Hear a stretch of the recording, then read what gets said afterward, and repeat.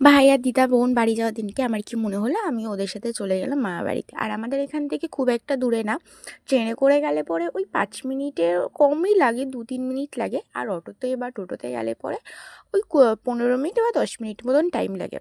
আর এদিকটাতে না পুরো ফাঁকা মাঠ।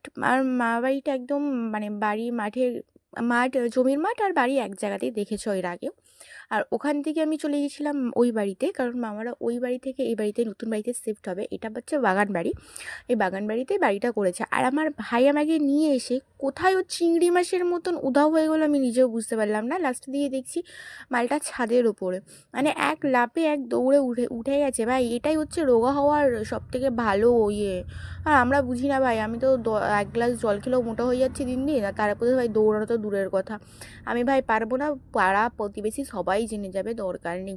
আর সত্যি কথা বলতে ছাদের ওপরটা গিয়ে খুব ভালো লাগলো, মানে একদম গাছে, মানে ওই বাড়িটা বললাম না আগে ওটা বাগান বাড়ি।